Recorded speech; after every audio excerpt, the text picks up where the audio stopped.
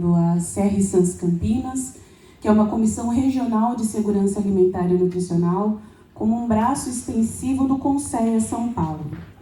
As nossas reuniões, elas acontecem de modo bimensal. Hoje nós estamos sendo acolhidos, muito obrigada, pelo município de Piracicaba, ao qual eu me encantei pela cidade. Tá?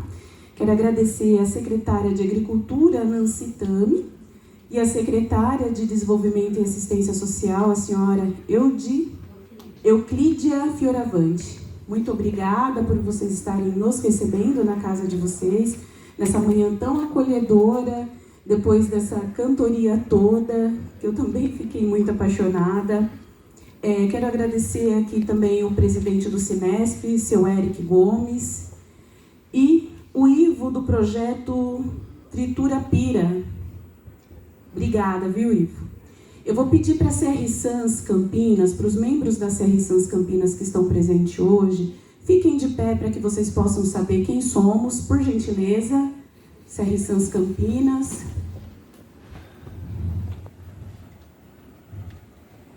Obrigada, salva de palmas para eles.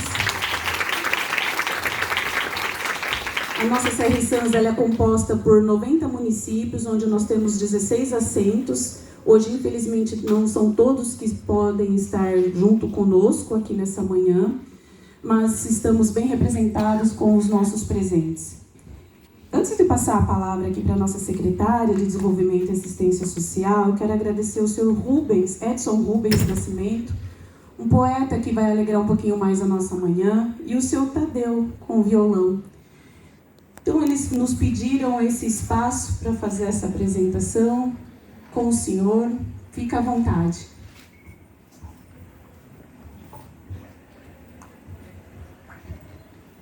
Bom dia a todos.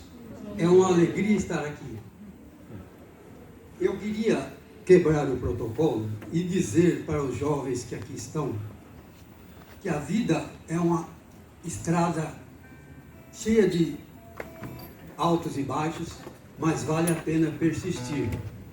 E que esses jovens, ao ouvir essa poesia aqui, eles planejem o seu futuro para que nós possamos viver em harmonia e em paz. Essa é uma poesia que chama-se Deixe-me Envelhecer, que o texto é de Mário Quintana.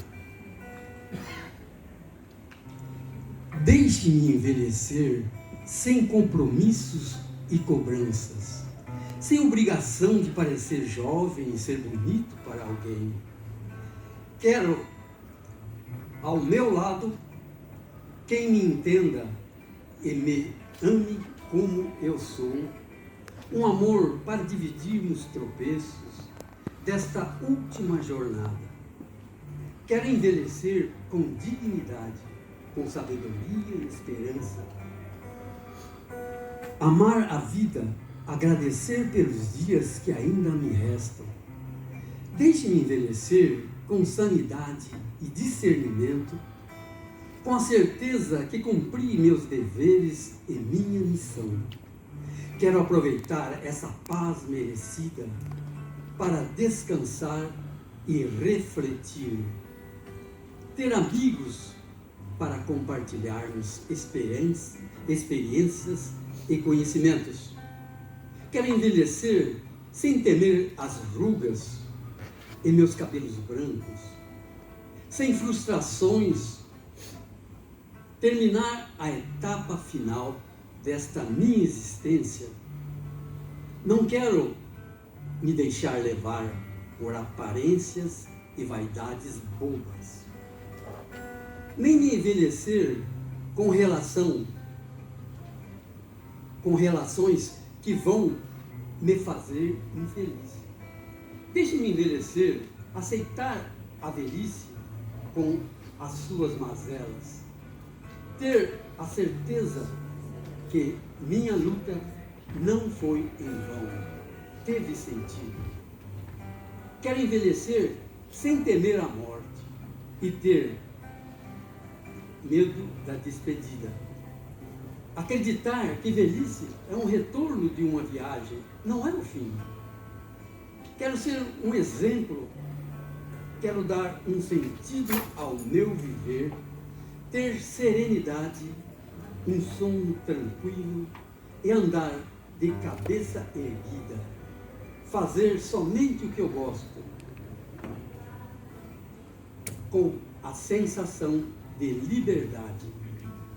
Quero saber envelhecer, ser um velho consciente e feliz. Vai aqui uma homenagem a um funcionário da Casa do Semestre, que é meu amigo do coral evangélico, ele se chama Letácio. Muito obrigado. Eu quero passar a palavra para a nossa companheira, parceira, que está sempre presente também, é a Camila, que é do Conselho Estadual. Camila? Bom dia, é um prazer estar aqui. Eu sou Camila Michelin, eu sou técnica da Secretaria de Agricultura e atuo junto ao Conselho e à Caixa Estadual. A gente tem mais um técnico aqui que vai compor a nossa equipe esse ano, que é o Matheus, está aqui na frente. A gente também tem a Tati, a Rudineia, a Adriana, né, na nossa equipe. E a gente tem a nossa coordenadora, que é a Camila Kanashi. Troca. Então, em nome, né, do prefeito Luciano Almeida, queria desejar umas boas-vindas para vocês aqui. É uma alegria poder abrigar esse evento, né, para discutir e para formular políticas públicas tão importantes nessa área da segurança alimentar e nutricional.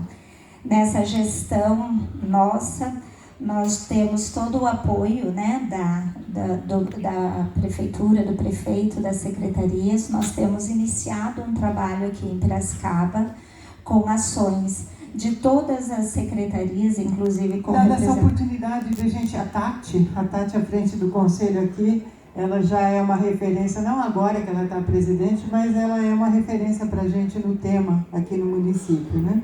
Enfim, a gente vai ter, acho que esse tempinho aqui com vocês, eu vou tentar trazer os pontos mais importantes que a gente tem na Secretaria da Agricultura relacionado com segurança e alimentar. Aqui eu fico na frente, vocês acham melhor? Tá bom aqui?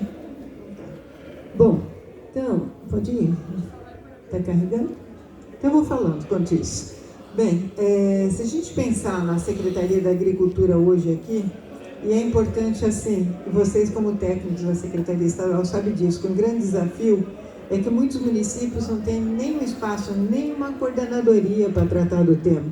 Muitas vezes, Euclídea, eu acho que tem muito mais nas prefeituras, na Secretaria de Promoção, Assistência, enfim, tem nomes diversos, e a agricultura muitas vezes ela acaba sendo colocado lá dentro de uma Secretaria de Obras, é pensado na estrada, né? E a gente tem muito mais que isso, porque a coisa não fecha se você pensa na fonte que o alimento é aqui oferecido, mas quem produz? Como que a gente fecha essa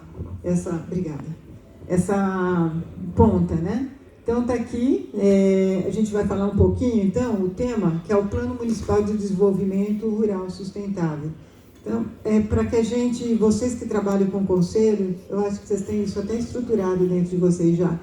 É um termo que a gente usa sempre, a gente pode ter ações que parecem vagalumes, né? Então, hoje nós vamos fazer um grande encontro maravilhoso e tal, apagou, todo mundo foi embora e nem lembra mais disso. A gente tem que construir estrada, e não só pontos de luz. Para construir estrada, nós temos que vincular legislação, orçamento, ter recurso humano, é uma operação mesmo aí, né, para a construção disso. E aí, nós temos hoje aqui no município, né, são praticamente, tem mais, né, mas são 3 leis que norteiam. Mas falando assim, mais lei, aquela história que a gente fala fica na gaveta, né? Gente, tem que ter. A gente vive em sociedade tem regras. E mas a lei não é boa. Se não é boa, luta para mudar. Mas se é um pacto, a gente tem que cumprir. E se a gente não tem, principalmente áreas que muitas vezes estão fragilizadas de acordo com a economia e tudo mais, a gente tem que estar amarrado em algum lugar. Para isso, Aqui no município nós fizemos o seguinte, a gente começou, nós temos um conselho de desenvolvimento rural muito ativo, esse conselho sempre presidido por agricultor, principalmente familiar, né, os pequenos produtores, e ali a gente começou a ver quais eram os desafios de produção de alimento, como que esse alimento chega, trabalhar também, pensar como que municípios assim têm fome, né? A gente tem, ou não tem a segurança nem só nutricional, não tem a segurança alimentar, como que a gente trabalha isso, como que é esse desenho na economia de hoje? Tá? Então a gente tem commodities, então a gente exporta, bacana, mas e o que a gente come no dia a dia? A gente sabe que entre 70% e 80% é produzido pelo pequeno produtor, e muitas vezes isso não é valorizado. Então nós sentamos e nós vimos assim, quais eram os desafios para que a gente conseguisse começar a fechar essa conta. E os desafios levantados por instituições, a ETEC estava lá, o FATEC está lá, Exalc está lá, enfim, SESC participou. Eu esqueci de falar do Cimesp aqui, né? Agradecer que está sempre acolhendo a gente também. Mas, enfim, a gente pegou um número assim das instituições, não fica ninguém fora, e vamos desenhar isso, o que nós podemos fazer para ter um plano, para ter estratégia. E esse plano, nesse momento que foi construído, né, eu estava vereadora no município, e uma das pautas foi agricultura, foi segurança alimentar, a gente criou uma comissão lá dentro, passou por lá, foi votado na última, senhora, na última sessão, porque tem todas as resistências, a construção. E esse plano, ele vem, então, amarrando os objetivos, as diretrizes. Com isso, a gente constrói o quê? Programas. Dentro dos programas tem projetos. As ações não são soltas. Aparece um assunto novo, ele está amarrado em alguma rede. Isso é bem bacana, vocês como estudantes, começarem a enxergar naquilo que vocês trabalham, onde que vocês estão. Ah, eu estou fazendo uma coisa legal. Tá, onde que está isso? Qual é o contexto? Quais são os laços que você pode ter para fortalecer essa ação dentro de um todo? Ninguém é isolado. E nesse sentido aí, então, nós temos o plano. E o que aconteceu para chegar no plano? Como que ele chegou nisso? Estava em aprovação, todo mundo já ouviu falar do plano diretor? Vocês que são mais novos devem trabalhar. O plano diretor é o plano do município, né? Que traz a construção de tudo, onde pode construir uma coisa ou não, proteção de recursos hídricos, parques lineares. Então, ele traz, assim, a lei, é a constituição do município, vamos dizer assim. E cada 10 anos é revisado. E aí, a gente falou, o que acontece numa lei como o plano diretor? Ela tem um rito diferente. Ninguém muda com uma canetada. Diferente de um decreto que você vai lá e muda. Uma lei como o plano diretor, ele é construído com audiências públicas, com a participação da população. Então, para nós, né, vocês podem me interromper qualquer hora aí, viu, gente, se tiver meio fora, assim, para vocês o entendimento. Mas nós pensamos assim, não adianta eu querer fazer um programa de agricultura se eu não tenho um plano. Mas o plano também, o que ele tinha que fazer? Criar um capítulo no plano diretor, que é essa lei mais difícil de ser mudada. Então foi inovador. Surgiu pela primeira vez, eu conheço poucos, um capítulo sobre o desenvolvimento rural sustentável em Piracicaba dentro do plano diretor. Então não muda, tem que ter votação da maioria na Câmara, tem que trazer pelo menos 2 audiências públicas. Então até fazer isso tem mobilização popular. E aí então a gente amarrou o Plano Municipal de Desenvolvimento Rural, que teve um capítulo no plano diretor, e aí tem a lei, né, orgânica do município, essa sim, acho que é a Constituição do município, e aí nós tivemos que mudar algumas coisas lá, porque começou a ter coisa nova aqui. Então, isso foi bastante interessante e nos dá muita força. Quando, não pode acontecer isso, espera um pouquinho, nós temos que cumprir, está aqui. E tem, não vou ficar lendo tudo, mas, por exemplo, olha, na área do que a gente está falando aqui, esse plano ele traz como objetivos, por exemplo, olha, fomentar atividades de produção, ampliar e fortalecer a agricultura familiar. Ela ganha respaldo aqui, ó, agricultura orgânica, agroecológica, segurança alimentar e nutricional. No plano inteiro ele traz o tema e vai amarrando os projetos, vai amarrando as ações, né? Estimular, então, desenvolver e ampliar o controle sanitário de alimentos, Vocês vão lendo aqui, eu não vou ficar lendo tudo por causa do tempo, né? Mas a infraestrutura, adequação ambiental, que é muito importante. A gente fala de segurança alimentar e nutricional, a parte ambiental está extremamente ligada. A produção de água está extremamente ligada. Sem água, não tem alimento, aliás, não tem vida. E aí, muitas vezes, a gente esquece que a água faz parte de... A gente fala, põe mais uma caixa d'água, põe mais uma torneira, vem da onde? Né? De onde que nasce isso aí tudo?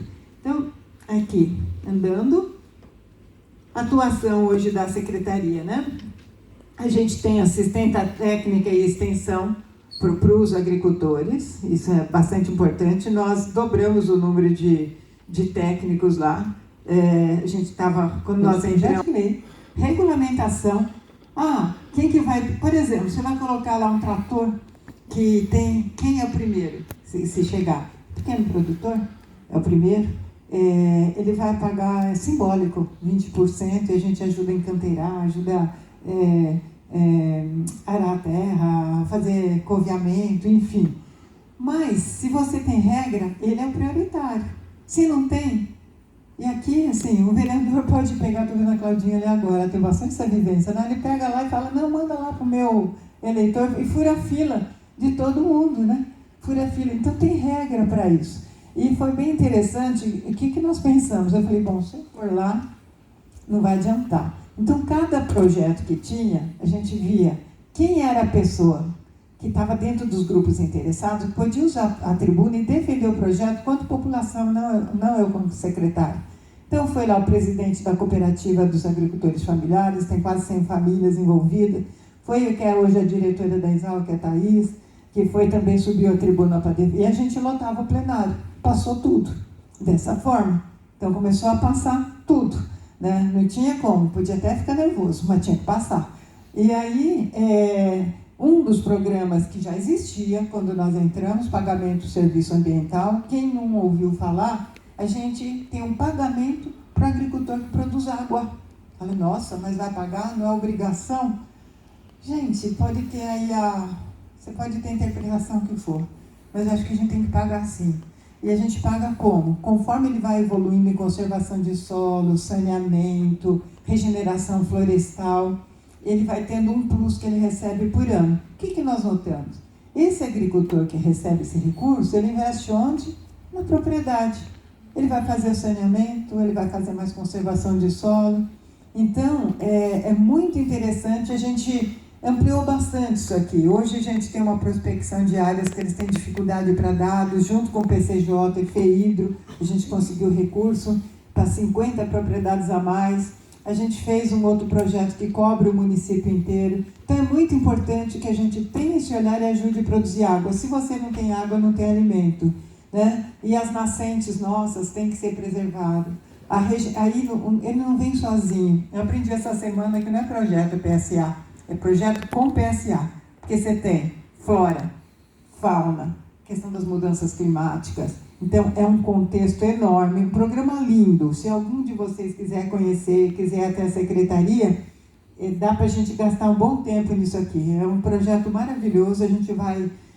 Eu peguei esse total, a gente plantou nesses 3 anos mais de quase 60 mil mudas de árvore já nessas áreas, sabe? Então, regenerando as matas. Aí...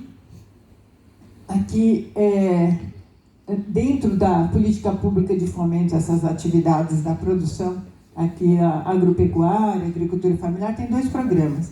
Um deles é o programa da patrulha agrícola, que eu já, de alguma forma, comentei. Porque a gente fala, o alimento é a mesa. Como que vai produzir esse alimento? Se a maior parte que produz é o pequeno produtor, ele tem condições sozinho? Um produtor grande vai comprar um trator fácil. O pequeno, para ele o custo fixo significa muito. E às vezes fica ocioso.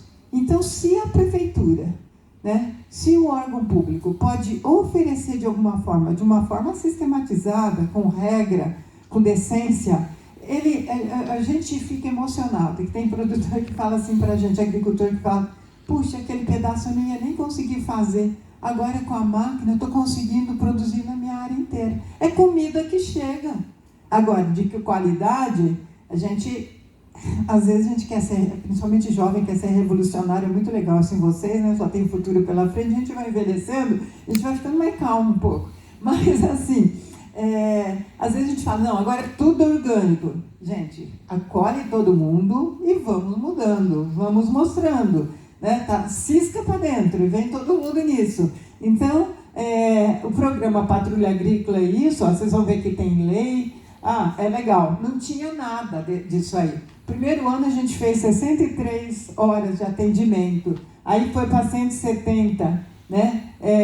O ano passado 260, olha, ajudando. E esse ano vai passar, acho que pelo cálculo que a gente tem, passa bem de 300 horas de atendimento para esse produtor. Isso significa o quê? Mais comida na mesa, né? Mais comida no mercado, aqui perto da cidade, que é o grande centro consumidor. Aí, né, para a gente adiantar um pouquinho, mas a agricultura urbana, que todo mundo aqui já ouviu falar, a gente acha legal, aí sai aquela foto na primeira página, fez horta não sei onde. Mas como que é isso? Onde que pode? Onde que não pode? Quem que planta? É área invadida? Não é área invadida? É APP? O cara agora se apropriou da área pública e ele está vendendo, monta a banca lá. O mais difícil desse projeto, para quem está aqui também e for participar, o mais difícil foi a tipologia. Quer dizer, que tipo que a gente tem? Tem área pública, área privada. Eu vou fazer ali, naquele quarteirão. Aquele quarteirão lá está previsto uma creche. E aí? Sabe? Não, ali foi deixado para a escola. Ou é área verde? Ou vai deixar entrar em APP? Então a gente construiu, foi bem legal esse projeto, a gente pode compartilhar quem quiser. A gente fez assim, a tipologia, o que pode, o que não pode, como pode. Recebe assistência técnica, recebe um kit que vem. Às vezes tem esse pessoal também, você vai ver, não tem uma carriola, não tem uma enxada, tem um kit. Demorou um pouquinho, porque passar esse projeto de lei foi complicado. E aí as secretarias entenderem, porque a Secretaria da Agricultura não pode... eu achei essa área aqui agora. Não, vem aqui, turma. Não, vem aqui, uma associação de bairro, vocês vão ocupar. A gente não pode fazer isso. Então, de quem que é? É da Secretaria da Saúde, essa área? É da Educação? Então, quem que vai validar? Vai ter lá um posto de saúde, mas é daqui 2 anos. Então, você vai ter por 1 ano, renovável por mais 1 ano, e a gente está crescendo muito nisso agora, mas de uma forma organizada. Então, tem todo o regramento, mas é bacana que a agricultura urbana não tem como parar. Eu acho que tem muitos programas para a gente ver aí. É claro que a agricultura urbana tem que ser orgânica, pode ser agroecológica também. A gente pensou em sistema agroflorestal, a gente resolveu não entrar em APP, que nós não iríamos controlar. Hoje a gente não consegue, mas tem muita coisa bacana aqui. Olha, aí, por exemplo, tem um trabalho lindo, vocês que são jovens aí, eu acho que estou vendo muita juventude, né? Mas tem uma coisa legal da meliponicultura, as abelhinhas sem ferrão. A gente tem um trabalho com isso. Quando a gente trabalha mais agricultura urbana, a gente aumenta também a polinização. Muda a temperatura na cidade, muda o envolvimento da comunidade. Aquele terreno lá esquecido, que era até perigoso passar, e o pessoal começa a jogar lixo de qualquer forma, a comunidade começa a cuidar. Então é bem bacana. Pode ser também como alimento também, esse envolvimento da comunidade com a produção de alimento, entender, pode vir para a educação ambiental, as crianças estarem envolvidas. É um programa muito bonito. Aí nós temos aqui, passar rápido por esses, Programa Municipal de Adequação Ambiental Rural. Hoje todo o município de Piracicaba inteirinho tem uma lei que a gente conseguiu fazer, a gente está regulamentando, que não só lá onde que a gente tem a proteção das nascentes, que são umas áreas determinadas, mas hoje a gente tem uma legislação que cobre todo o município. Créditos de carbono, todo mundo já ouviu falar também, né? Compensação ambiental. A gente prepara o município com essa legislação para colher projeto de fora. E nós tivemos essa experiência. No primeiro ano, vinha cada projeto legal e a gente não podia colher porque não tinha uma legislação municipal. Mas isso aqui é muita coisa técnica, isso aí acho que precisaria de um tempo para isso, né? A gente tem o SIM, é o Serviço de Inspeção Municipal, então todo o produto de origem animal que vocês vão ter, né? ele tem que... Ele passa por esse serviço de inspeção, a gente agora está tentando entender isso mais regionalmente, a Secretaria de Estado sabe que tem o CISB, assim, é também um outro assunto aí. Esse projeto é bem legal, um projeto de mais de 40 anos, né? Então, foi inventado por nós, dos varejões municipais.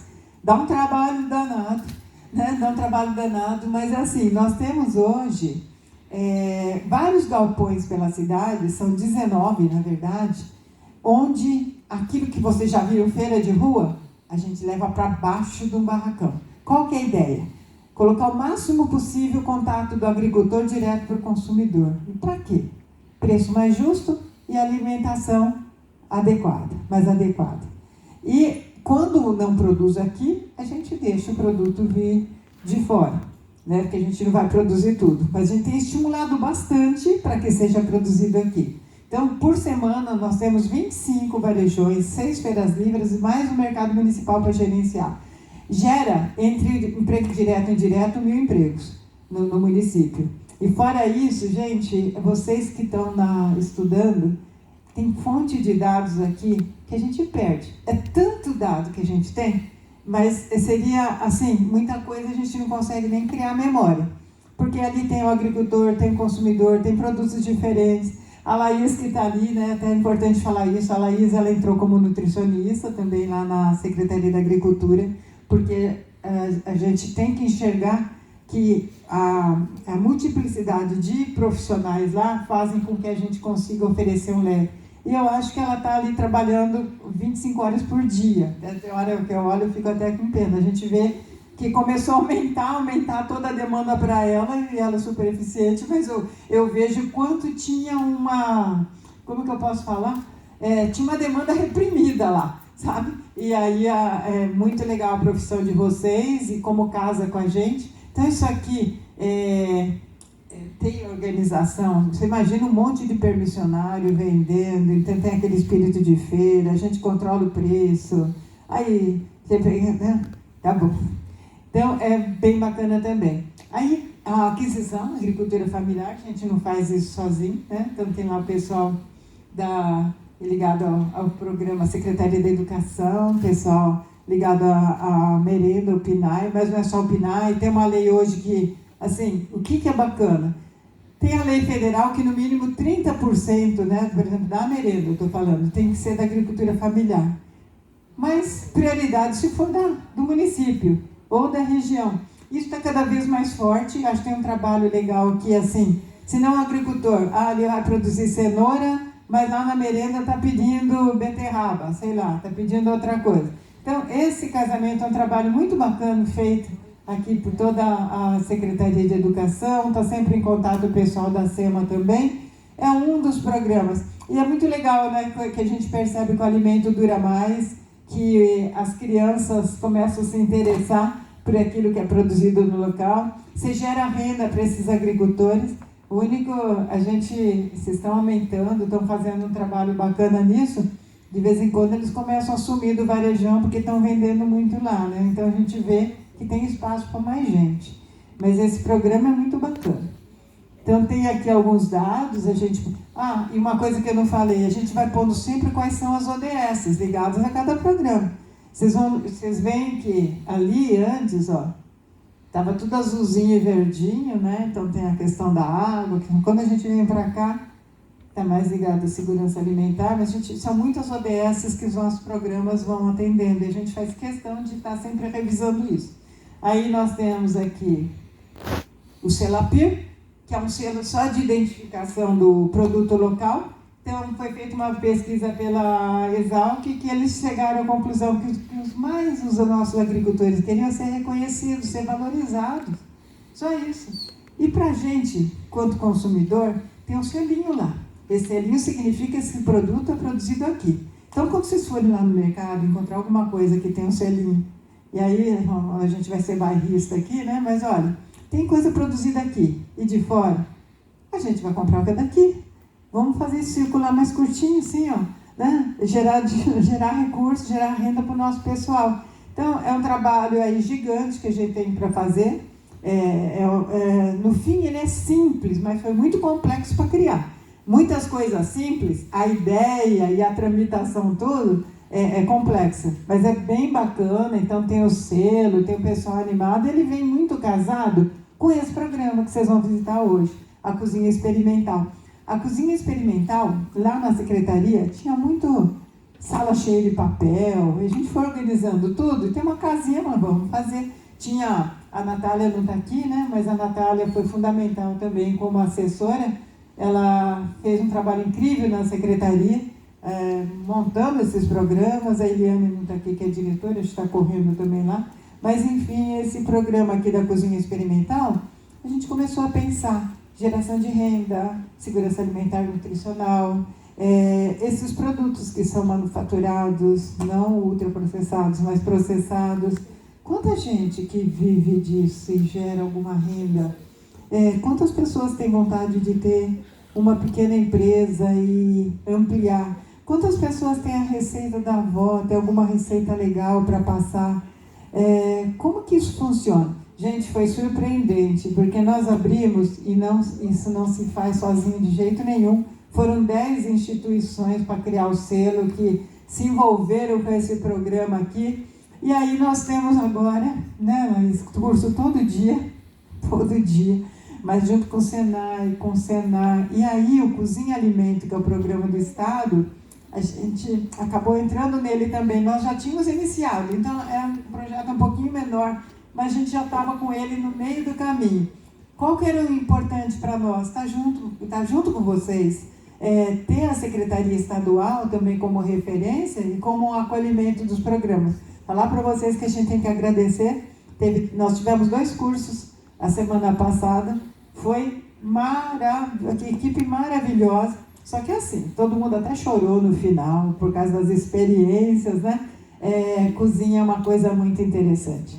O alimento, é paixão, é afeto, incrível os laços que surgem durante esses cursos, o que sai de amizade, gente com depoimento depois. E a gente está com uma questão assim, por exemplo, curso de ontem tinha 16 vagas, mas e tinha 220 inscritos. E a maior parte é mulher. E uma grande parte, mulheres que geram, que sustentam suas famílias, então emociona muito. E a força dessas mulheres ali. Veio alguns homens também, mas a maioria mulheres. É muito transformador. Aí nós temos mais de 800 quilômetros de estrada de terra, dá problema, cada chuva, cada coisa a gente que mantém. Tem um monte de operador de máquina, enfim. Nós temos mais de 150 pontezinhas de madeira. É uma chuva, no ano passado caíram 20. Então a gente tem que sair correndo, esse povo fica ilhado, né? Então tem uma parte de infraestrutura. E aí aqui, é só para falar que a gente fez uma linha do tempo. E isso está bacana, a gente pode compartilhar, acho que o meu tempo está no finzinho, né? Mas está lá. A gente foi fazendo desde o começo para organizar, setembro começamos a ter entregas, né? Então está lá, por exemplo, entrega de certificados, pagamento BSA, tem algumas coisas muito ligadas aí. Olha, sai em dezembro já a política de fomento às atividades lá de produção agropecuária, agricultura familiar. A gente foi fazendo a linha do tempo, falta aqui atualizar. O selo sai em agosto de 2022 e assim vai. Olha, aprovação, aquisição da agricultura familiar, também, tudo projeto de lei, o Selapi, cadê? O que mais? Política de fomento também, ali o programa da Cozinha Experimental. Então a gente foi fazendo isso na linha do tempo, acho que bacana. E eu só não falei, nós ficamos um pouco preocupados também de ampliar, além do trabalho interno com as outras secretarias, né, que a gente tenta dar muito valor para isso, mas como que a gente está na região, já que aqui é um conselho também regional. Nós fizemos 9 encontros de agricultura, e aí nós ligávamos para os municípios assim, quem que é o secretário da agricultura? Não tem. Tem uma coordenadoria? Não tem. Tem uma pessoa? Alguns municípios não tinha nenhuma pessoa para você falar sobre isso. E é uma região agrícola, que tem terra, que tem água. Sabe? Aí nós começamos a chamar, mande alguém. Teve uma cidadezinha que veio até o vice-prefeito, manda alguém. E aí nós começamos a construir, junto com a CAT e a Defesa, o mapeamento da região. Então, nós fizemos um diagnóstico e fizemos os temas principais, compartilhamos experiências e também um documento que eu acho que é interessante entregar para vocês. A gente fez um documento do diagnóstico e do que a região quer nessa área. Quais são as expectativas, a potencialidade que a gente tem. Nós temos esse documento já organizado e acho que é bem interessante e causou também, resultou numa articulação muito grande entre nós. Se eu vou na outra cidade hoje, eu sei quem que eu encontro lá para falar sobre o assunto, ou nós tivemos um workshop essa semana, a gente chama todo mundo para vir para o workshop, então acho que foi um trabalho muito bacana também. E assim vai, né, até janeiro desse ano, precisa só agora atualizar, mas toda a linha do tempo aí, então, das entregas que a gente teve. Acho que é isso de modo geral, a gente se coloca à disposição, tá? Para quem quiser fazer uma visita, conhecer especificamente algum programa. Falar para vocês que dá muita alegria e satisfação trabalhar com o tema, fazer as entregas. Eu acho que quem está começando carreira, a área pública, ela é difícil, mas é muito emocionante assim, o que a gente consegue, juntando esforços de várias pessoas, é realmente um espaço de transformação. E quando se fala política é ruim, não, o espaço público é um espaço político. E a política tem que ser algo bom, ela tem que ser transformadora, né? A gente fala que política é a arte de agir conjunto. Essa profissão que trabalha principalmente segurança alimentar e nutricional, não tem jeito da gente avançar com o país se não tiver um agir conjunto. Se cada um pensar em si, né, a bomba é para todos, porque a gente vai continuar tendo a população à margem, ou com desconhecimento, seja com todas as sequelas que a gente está colhendo. A única maneira é agindo conjunto, utilizar o espaço público para aquilo que ele é, para boa política, né? E dá muita esperança ver um número tão grande de jovens, que eu acho que tem muita coisa para se fazer para frente, tá bom? Então, olha, muito obrigada, estou à disposição aqui. Obrigada, acho que eu cumpri meu tempo. Tá? Obrigada, gente.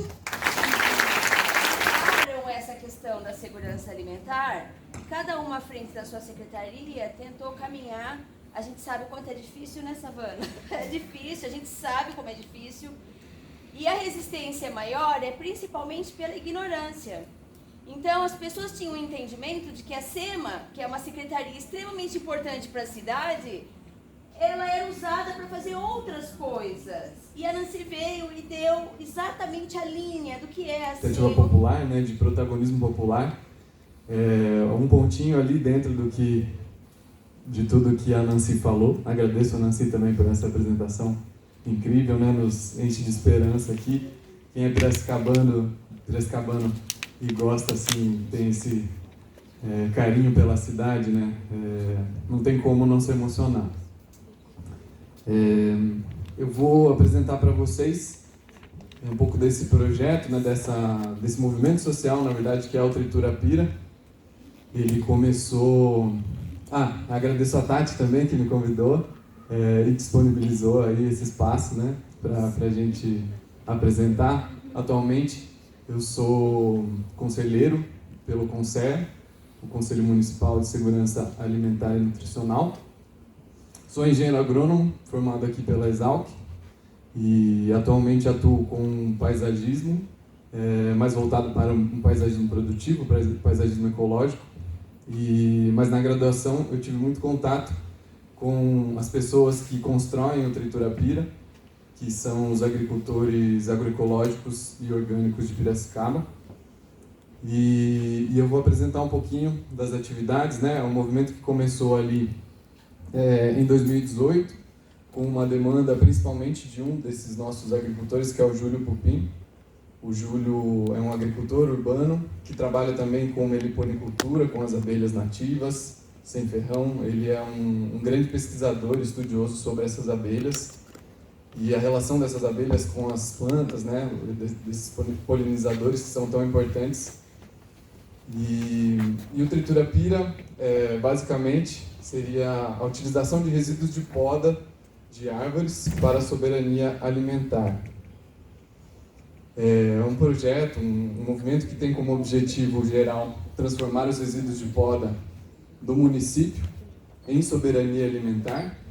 Mas como que a gente pensa nisso, né? Como que a gente pensa nessa transformação? Eu acho que dialoga muito com a questão da intersetorialidade, né? Quando a gente estava ali falando disso.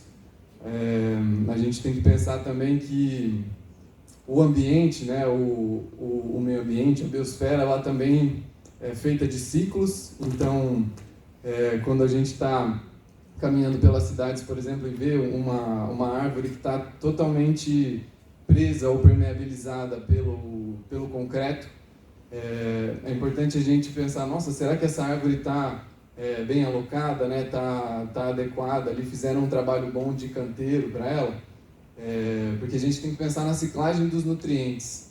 Essa árvore, ela cresce com os nutrientes que ela puxa lá da terra. E para ela continuar uma vida saudável, para ela ter uma vida saudável, esses nutrientes precisam voltar para a terra de alguma forma. E é isso que o Tritura Pira busca, né? Trazer esse insumo, vamos dizer assim, que são os resíduos de poda, para utilização na agricultura, para utilização, para o retorno desses nutrientes para a terra, para a ciclagem de nutrientes acontecer. Então, precisa fechar esse ciclo, né? Precisa de vários agentes biológicos, agentes da natureza e da gente também, direcionando esse recurso para que isso aconteça, para que esses nutrientes voltem ao solo e ocorra aí a ciclagem de nutrientes. E o movimento busca garantir o acesso ao material das podas de árvores urbanas, e destiná-los, né, destiná-lo para produtores rurais, hortas comunitárias, hortas escolares e outros espaços de produção de alimentos saudáveis, através da construção e fortalecimento participativo de políticas públicas, que também não tem como a gente fugir, como a Cristiane pontuou bem aqui. É importantíssimo a gente estar sempre pensando na construção das políticas públicas para viabilizar os processos que a gente quer que aconteça na nossa sociedade. Os objetivos específicos seriam estabelecer procedimentos municipais para o uso do material orgânico, de acordo com a Política Nacional de Resíduos Sólidos e mais localmente, né, o Plano Municipal de Gestão Integrada de Resíduos Sólidos, o PMGIS. Apoiar o desenvolvimento da agricultura sustentável e produção de alimentos saudáveis a custo acessível à população. Aí a gente entra no que a Nancy falou, dos circuitos curtos de comercialização, a gente valorizar os produtores nossos, né, os produtos nossos, e valorizando esses produtores, a gente também passa a se alimentar melhor, porque são produtos frescos, né, que a gente tem disponibilidade, e promover a cobertura do solo, que é muito importante para a saúde desse solo, né? Evitar processos erosivos, fazer com que os nutrientes ciclem, com que esses produtores tenham também um insumo que, por serem produtores orgânicos e agroecológicos e não utilizarem adubos minerais e outros produtos industrializados, é um insumo muito importante que vai disponibilizar nutriente, que vai enriquecer o solo para a produção. E mobilizar e capacitar grupos interessados na temática da produção de alimentos saudáveis e de forma mais sustentável. Então, tem esse objetivo de educação ambiental muito forte também. Nos anos passados, nós fizemos vários dias de campo, que tiveram como pauta fazer essa aproximação com a sociedade civil, com as escolas, para a gente discutir esse tema, porque é importante a gente pensar não só na utilização desses resíduos, mas também num plano de arborização eficiente que a gente tem que cumprir e seguir para ter esses resíduos sempre disponíveis e até pensando mais para frente, né, ter uma agricultura de base ecológica com sistemas agroflorestais que se enquadra melhor no nosso clima tropical e que planta bastante árvores frutíferas, árvores que vão servir de biomassa para para a ciclagem de nutrientes no solo. E elaborar recomendações ao poder público a partir das experiências de um programa piloto para expandir uma proposta a todo o município.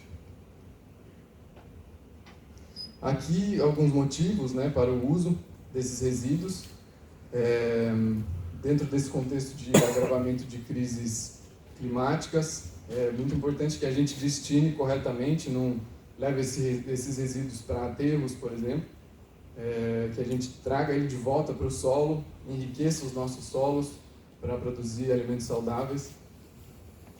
Benefícios ambientais de gerenciamento. Então, quando a gente pensa em gasto energético, né, como que a gente pode fazer ali o mínimo trajeto e gastar o mínimo de combustível fóssil para levar esses resíduos de um local para o outro, né? Se uma árvore caiu no centro, para onde que a gente pode levar e reutilizar esses materiais.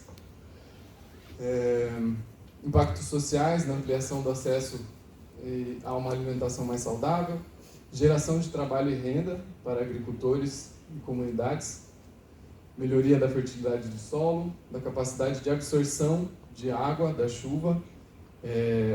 Outra coisa que a gente precisa pensar é como que a gente cuida da água que alimenta a nossa cidade e como que a gente cria mais espaços permeáveis para essa água ser absorvida, retornar para os nossos lençóis freáticos de uma maneira de qualidade, né, com água de qualidade. E interfaces com o Plano Municipal de Desenvolvimento Rural Sustentável, que a Nancy apresentou. E oportunidades de educação ambiental. Aqui eu já comentei também do PNRS e PMGIRS.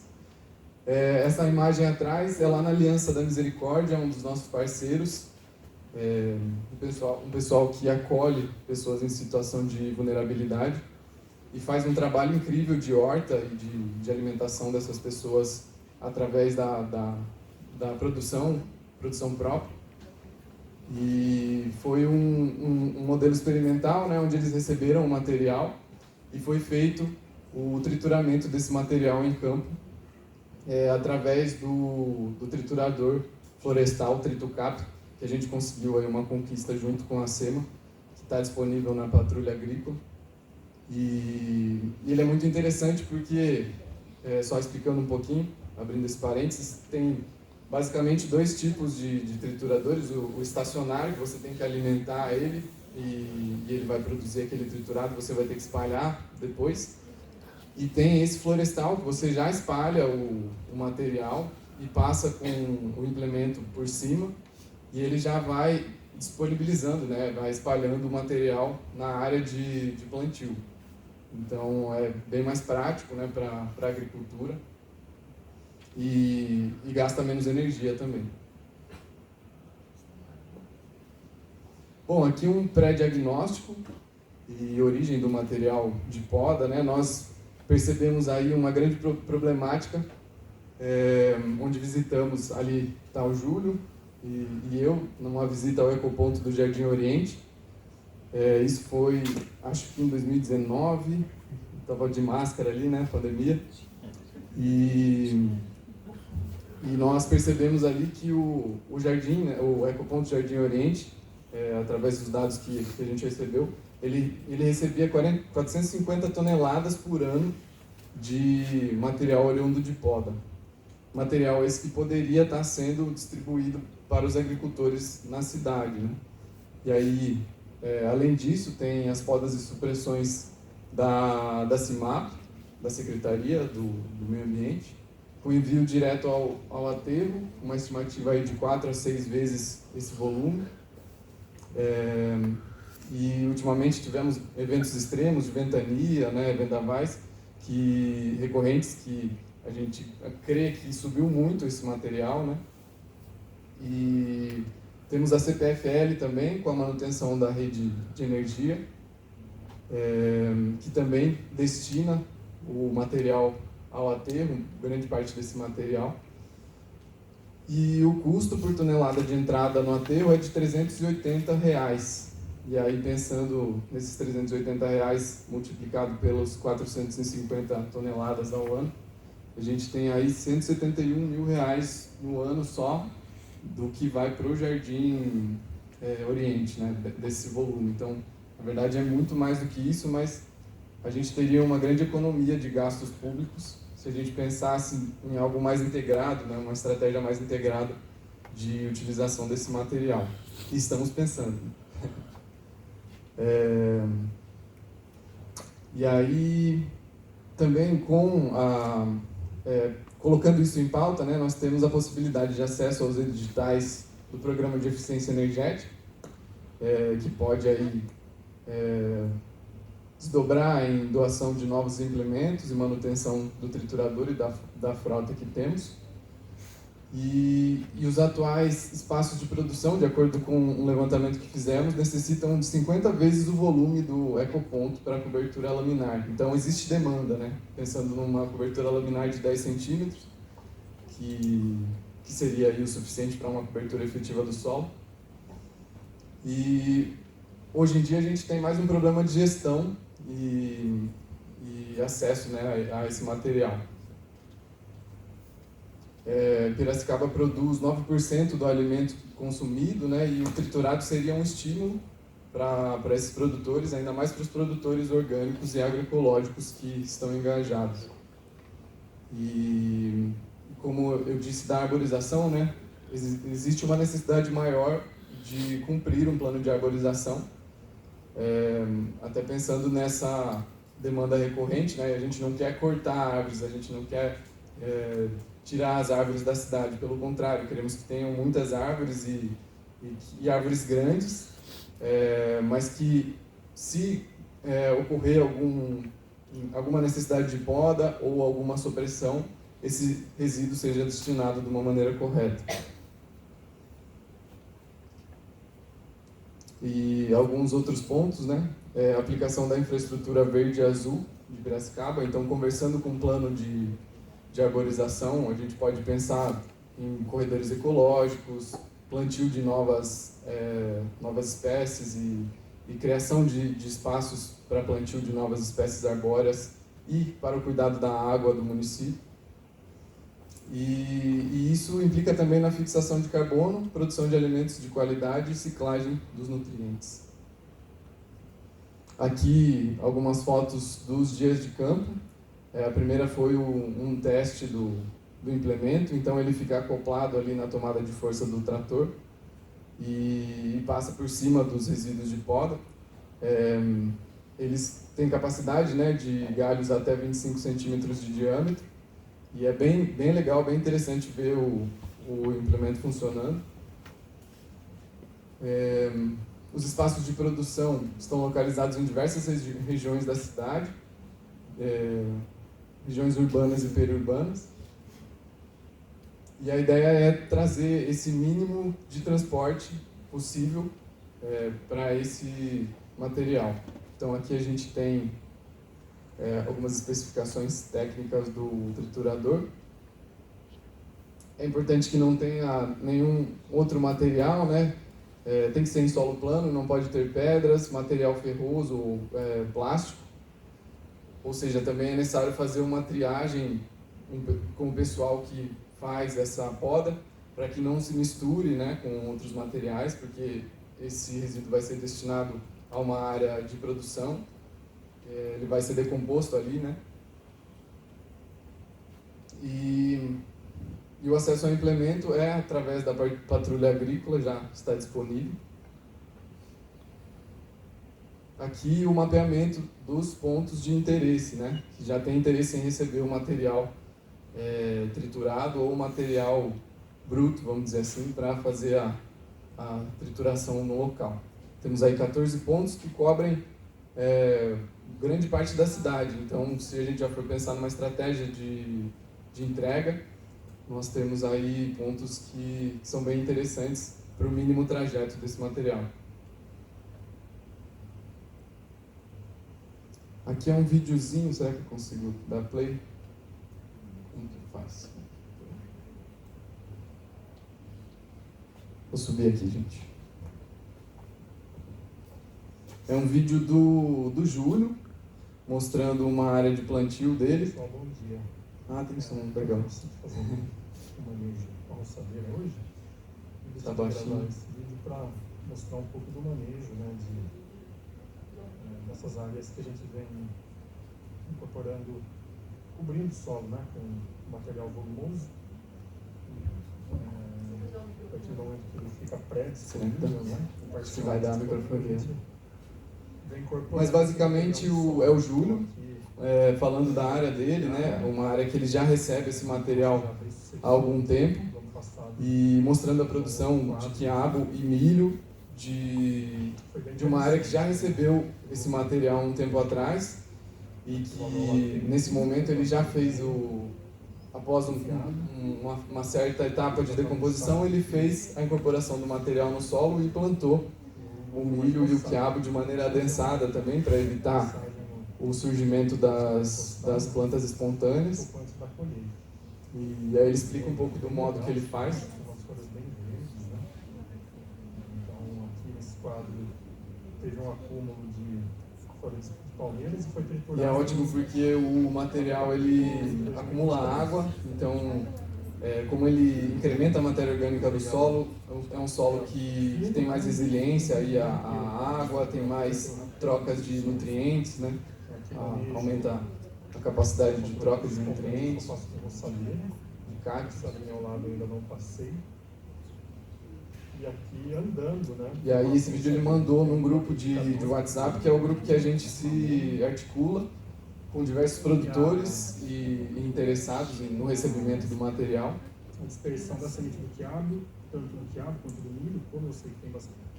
E aqui, deixa eu ver se eu consigo chegar no finalzinho. Pessoal, bom dia. Acho que não. Aí ele mostra no final, né, a diferença do material que ele tem de início, né, quando ele recebe, que é uma pilha bem grande e que você pensa, nossa, como que a gente vai usar isso para produzir, né? Como que esse solo vai ficar apto para produzir? Mas depois de triturado, ele vira ali uma cobertura bem interessante para o solo e aumenta muito a produtividade. Bom, um pouco das legislações e oportunidades. Nós entramos aí na classificação de resíduos de arborização urbana, na Política Nacional de Resíduos Sólidos, que são os resíduos verdes. E especificamente resíduos de limpeza urbana, né? E atualmente nós estamos escrevendo junto com o USP Recicla algumas diretrizes para entrar no plano municipal de gestão integrada de resíduos sólidos, com essa ideia do Triturapira, né, de dar uma destinação correta a esses resíduos. Então, algumas oportunidades de curto prazo são essas, né, de dialogar e atuar com essas leis, aproximar o Kaizen municipal as oportunidades de utilização desse material oriundo de poda. Aí fica um convite das futuras atividades. Nós vamos ter um outro dia de campo no dia 29 de abril, no sítio Casamato, bairro Tupi. Vai ter uma van de 14 lugares saindo da SEMA. E também organizamos o SAPO, que é o Seminário de Agroecologia e Produção Orgânica daqui de Piracicaba. Esse ano a gente, infelizmente, vai organizá-lo sem o Joel, que foi uma grande referência, um grande amigo, que nos deixou aí há alguns meses e que foi uma grande inspiração também. E a voz dele permanece inspirando a gente para continuar a trazer a agroecologia, né, a promover a agroecologia, a produção orgânica e a diversidade para Piracicaba.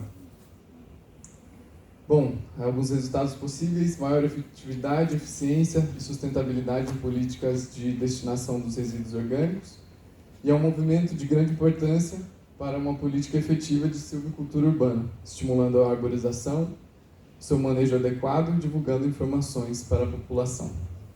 É isso, pessoal. Muito obrigado.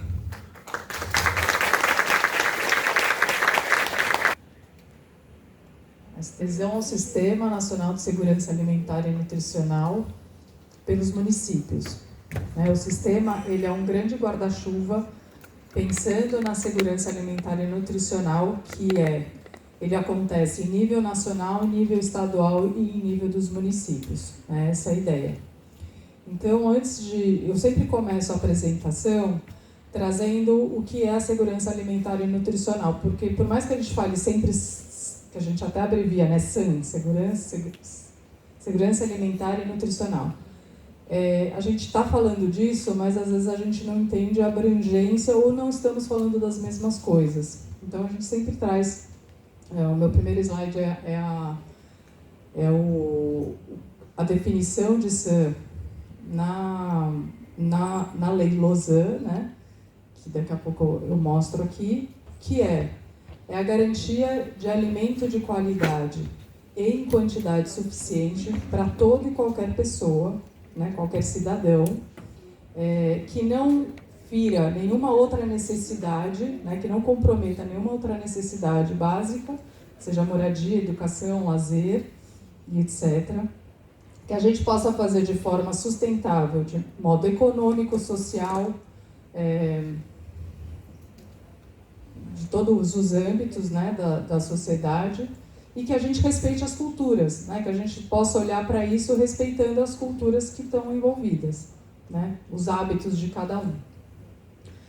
E é importante a gente lembrar que isso foi colocado em 2006 na Constituição. Então, vira dever do Estado garantir a segurança alimentar e nutricional. Né? Isso é importante porque, por mais óbvio que seja, é um direito de todos nós e a gente pode cobrar o Estado. E o Estado precisa ajudar a garantir isso. Outra coisa que a gente sempre coloca, o que está envolvido nisso? Né? Pensando nessa definição de segurança alimentar e nutricional, o que envolve? Envolve desde a produção, desde o campo, né, seja de criação ou produção agrícola, até a sua distribuição, sua destinação, como colocado a poda, por exemplo. Então, ele é todo esse processo, qualquer ação que a gente faça nesse trajeto, né, nessa sequência de possibilidades, a gente está falando e tratando de segurança alimentar e nutricional. E por que isso é importante? Porque quando a gente vai falar de política, das legislações, dos programas que foram apresentados aqui, a gente pode atuar em qualquer uma dessas frentes, né? Então, seja na produção, na água, na sustentabilidade, nas rotas rurais, no como é distribuído, como eu consigo adquirir a aquisição desse alimento, como eu vou descartar esse alimento, né? Tudo isso está relacionado.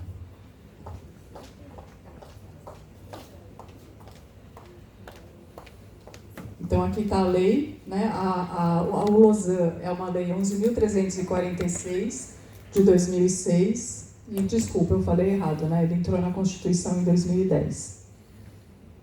Então, aqui, né? O Sistema Nacional de Segurança Alimentar e Nutricional, ele vai abranger tudo isso, né? E ele considera essa definição de segurança alimentar.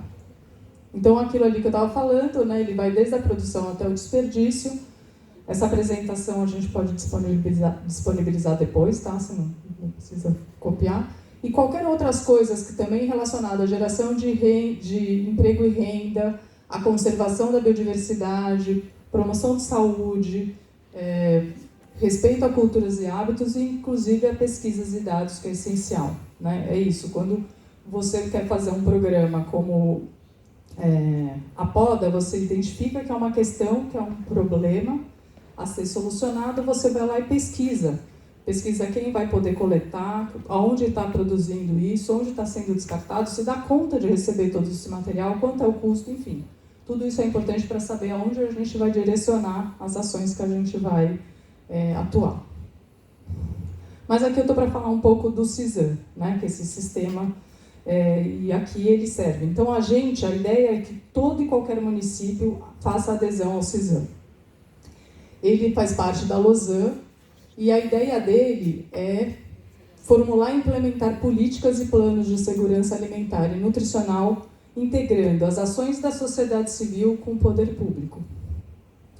e promover o acompanhamento, monitoramento e avaliação disso de forma mais integrada, né? Que a gente possa olhar isso como um guarda-chuva gigante.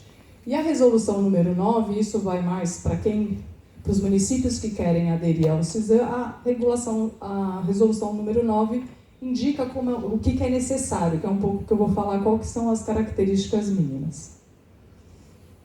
Então, o sistema ele acontece de forma padronizada em todas as instâncias, né? Para fazer parte do CISAM, para eu falar, eu faço parte do CISAM e eu quiser fazer parte do CISAM, eu preciso atender algumas características. E elas são espelhadas no que acontece no nacional. Tá? Então, eu preciso ter estes componentes, que é a Câmara Intersetorial de Segurança Alimentar e Nutricional, que é a CAISAN, que costuma ser a gestora, é a gestora, o CONSEA, que é o Conselho de Segurança Alimentar e Nutricional, que é quem olha e dialoga com a sociedade civil, realização das conferências, instituições privadas, envolver instituições privadas relacionadas à temática, e tudo isso faz parte para que a gente faça um plano de segurança alimentar e uma política pública mais adequada e mais coerente com o que acontece no município, no estado e no governo federal. Então, ele acontece nas 3 instâncias, tá? A gente, no caso do estado, todos os estados são aderidos ao CISAM no Brasil. E a gente, no nosso caso aqui do estado, a gente tem a comissão, 16 comissões regionais, e uma delas é aqui de Campinas. Então, o que isso significa, né? O que é o sistema? O sistema, ele quer dialogar entre as 3 esferas, né? O governo federal, o governo estadual e os municipais. Então, que exista esse grande guarda-chuva faz com que fale-se a mesma língua, né? E que a gente dialogue e faça políticas públicas de forma mais integrada. Ele é descentralizado, né? Porque a gente faz isso, tem CONSEA, tem CAISAN, é diálogo, participação social. Ele é intersetorial e o que eu tenho falado, assim, o CISAM, ele é uma política em construção. E pela proposta dele, ele vai ser construção para sempre, né? Tipo, a ideia é que ele seja uma política viva. Então, ele vai continuar acontecendo de acordo com o que vai sendo feito socialmente. Ele vai buscar se adequar. Obviamente, como a Nancy colocou, a gente tem que discutir e propor e trazer as mudanças. Mas essa é a intenção dele. Oi? Precisa estruturar para funcionar. E é importante também a gente entender que é um aprendizado novo. Porque por mais que a gente fale de intersetorialidade, isso não é algo que a gente faça tão facilmente. A gente não tem isso na nossa história política, né? Então isso também é um desafio, né? E a gente vê aqui, em Piracicaba tem acontecido, né? Vocês têm feito esse esforço, essa força-tarefa para acontecer, e a ideia é que a CAISAN ajude bastante nisso. Então, o CISAM também garante que os componentes existam, então ele garante isso porque, para eu fazer adesão ao CISAM, eu tenho que me comprometer a ter CONSEA, a ter CAISAN, a fazer as conferências, a fazer um plano. Então, isso já está. Quando você adere ao CISAM, você já está, o município e o estado já estão se comprometendo com isso. Isso é muito importante. E sempre lembrando que tem que estar articulado com o orçamento, né? A gente pode ter ideias mirabolantes, mas se não tiver na lei e não tiver no orçamento, elas não vão para frente, né? Então, acho que isso, no Tritura Pira, traz bastante isso, né? Tem uma questão, como que a gente vai solucionar? E eles foram encontrando na própria legislação brechas para efetuar, inclusive ter recursos, se possível, né? Isso que eu entendi, né, Ivo? Vocês pleiteiam recurso. Também é importante porque ele articula essas políticas públicas e ajuda no monitoramento. Então, quando a gente tem isso organizado, essa estrutura bem acontecendo, a gente tem um monitoramento maior relacionado a todas as políticas de segurança alimentar no município, no estado ou no governo federal. Então, o que é a CAISAN, que é a Câmara Intersetorial de Segurança Alimentar e Nutricional? A CAISAN é a reunião dos executores. Quem forma a CAISAN são as secretarias, no caso do governo federal são os ministérios, e se tiver um município menorzinho, que for o departamento, vai ser os departamentos. São secretarias ou pastas relacionadas à segurança alimentar identificada no local, no território. Né? Ele não tem um padrão, mas porque é isso, as secretarias mudam. Aqui é desenvolvimento e assistência social, né? Tem um lugar que é o contrário, enfim. Cada lugar tem a sua colocação. Mas ele se espelha no governo federal porque é realizada por pastas. Né? Então, a Câmara, os gestores das pastas são os titulares e os suplentes são aquelas pessoas que são designadas por eles. Então, o secretário e a secretária da pasta são os titulares da cadeira. E a ideia é que eles se unam para olhar o município. Né? Olhar o município e falar o que a minha secretaria pode contribuir para a segurança alimentar. O que a gente pode unir força? Porque, de repente, a gente está fazendo 2 ações e as ações estão ou se sobrepondo, ou poderia ser uma ação só, com recurso menor, com pessoas, recursos humanos, né, mais otimizados, poder se ajudar. Então, de repente, falar, eu consigo fazer essa parte, você pode fazer outra parte. Eu estou falando meio amigável, mas é mais ou menos isso. Faz convênios, faz parcerias, inclusive com parcerias de iniciativa privada e organizações da sociedade. E a Kaizen, ela tem a função de elaborar o plano municipal de segurança alimentar e nutricional. Então, aquilo que a gente faz lá na conferência, que eu vou falar um pouquinho daqui a pouco, que o Conselho vai lá e faz um relatório, fala, olha, essas são as propostas do nosso município. Ele é entregue para a Kaizen olhar aquilo e falar, a gente consegue fazer essas ações, isso aqui a gente já faz, isso aqui a gente precisa melhorar, e a gente vai articulando essas ações num plano municipal de segurança alimentar que a gente, inclusive, vai poder monitorar melhor, porque ele está lá estruturado e a gente sabe para onde vai. E quem faz isso é a Kaizen. A Kaizen elabora porque é ela que tem o recurso e é ela que faz as políticas públicas. Né? Então, é o órgão que vai elaborar as políticas públicas, inclusive. E, claro, ela tem que acompanhar, né, o plano todo. Então, aqui só um exemplinho do que pode, né, compor. Então, cada município vai ter a sua composição. Aqui é um exemplo. E é importante que, para fazer parte do CISAM, na lei ou decreto de formação da Kaizen, tem que estar lá listadas as secretarias envolvidas e a que pasta ela está articulada, né, atribuída. Por quê? Porque é quem vai presidir a Kaizen, é a secretaria. Por mais que seja um órgão, uma instituição, uma instância ligada ao governo, né, municipal, ela tem que ter alguém que está lá tocando o barco. No caso da Kaizen estadual, ela é formada por 20 secretarias, que são essas. Ela foi criada pelo decreto em 2013, tá bom? No caso do Conselho, então, para fazer parte do CISAM, o município também precisa ter o Conselho Municipal de Segurança Alimentar. E para fazer parte do CISAM, assim, o município ele tem liberdade para fazer do jeito que ele quiser. Mas se ele quiser aderir ao CISAM, ele vai precisar seguir algumas regras que espelham ao que acontece no nacional. Tá? Isso aqui não passa se não tiver. É um pouco assim. Então, ele obrigatoriamente precisa ser composto por 2/3 dos seus representantes, seus conselheiros e conselheiras da sociedade civil, e 1/3 do poder público municipal. E o presidente ou a presidente tem que ser da sociedade civil eleita pelos seus pares. Isso precisa estar previsto no decreto ou lei. Ele é consultivo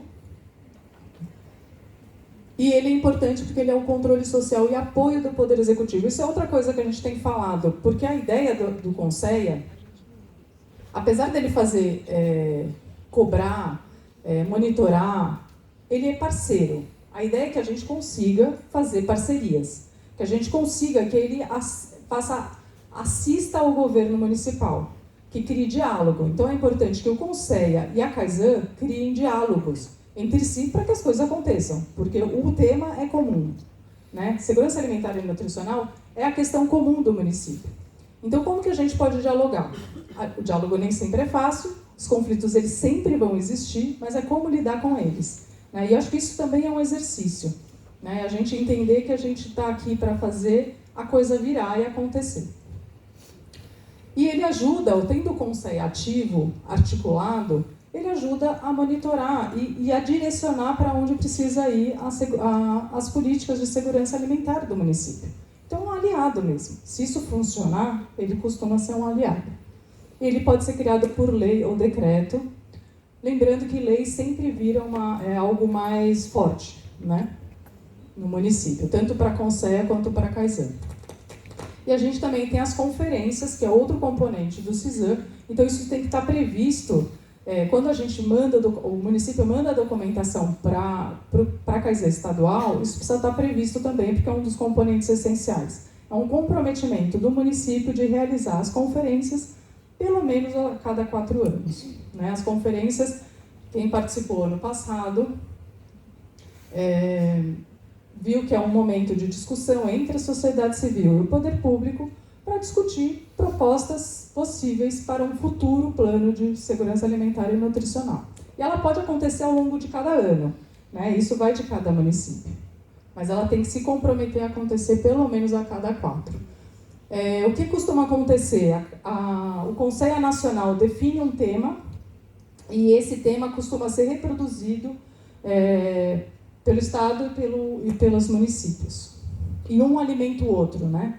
Então, a ideia é que dos municípios saiam propostas e demandas que são necessárias ao governo estadual e ao governo federal. Indo para a conferência estadual, tira-se também as demandas que são para o governo do estado e para o governo federal, que vai lá na conferência. Então, a gente tem representação. A gente tem a maior delegação, é o estado de São Paulo, lá na Conferência Nacional. E qual que é a vantagem de adesão ao CISAM? A primeira que a gente traz, que é aquela que mexe mais com todos os gestores, é financeira. Né? Esse ano, a partir desse ano, todo e qualquer município que quiser aderir ao Programa de Aquisição de Alimentos, que é o PA, é obrigatório de ser aderido ao CISAM. Né? Então, esse já né, ele liga com a questão do CISAM. Outras coisas que já aconteceram, né? Teve banco de alimentos ligado a isso, e no caso do Estado, a gente tem o município agro. O município agro costuma participar muitos municípios, não são todos, mas a maioria dos municípios, e tem uma diretriz lá, que é a diretriz 5, que é relacionada à segurança alimentar e nutricional. Né? E lá, se eu não me engano, são 1,5 ponto, 2, e quem participa sabe que isso faz diferença, e é uma dos incentivos. E a gente entende que isso está cada vez mais sendo atrelado. Então, por exemplo, tem o Alimenta Cidades, que é por enquanto um programa, eles estão discutindo, né, que não tem um aporte financeiro ainda, mas provavelmente vai ter. Mas para fazer adesão ao Alimenta Cidades, você vai precisar, pelo menos, ter a intenção de se comprometer a fazer a adesão ao CISAM. O importante é que a gente articule, a importância do CISAM é que a gente fala de política de forma articulada, né, de forma conjunta. Então, a CAISAN senta, são várias pastas falando sobre a mesma temática. Isso faz com que a gente consiga fazer de forma mais articulada, mais mobilizada, e a gente também tem mais suporte, né? Então, a gente acaba tendo mais atendimentos do governo federal, mais do governo estadual e assim por diante. A gente se organiza mais em volta da questão e pode monitorar e acompanhar mais as políticas públicas voltadas para a segurança alimentar.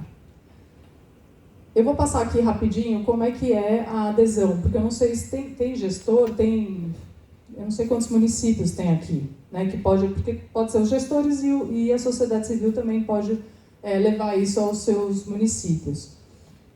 Para o município que quiser aderir ao CISAM, é necessário envio de uma documentação para a CAISAN estadual. A CAISAN estadual que analisa esses documentos e depois envia para a CAISAN nacional.